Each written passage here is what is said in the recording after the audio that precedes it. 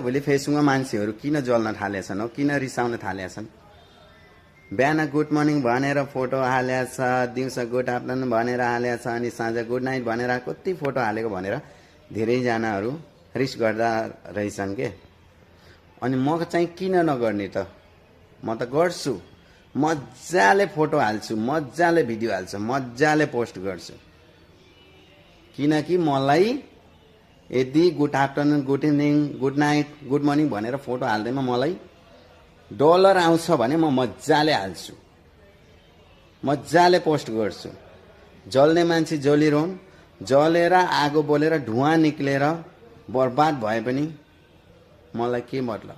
म त मजाले फोटो पोस्ट गर्ने हो। गुड मर्निङ भन्यो, गुड इभिनिङ भन्यो, यति गुड मर्निङ गुड इभिनिङ भन्दैमा मलाई यस्तो डलर आउँछ भने मजाले गर्ने हो। जल्ने मान्छेहरू जल्नुहोस्, रिसाउने मान्छेहरू रिसाउनुहोस्।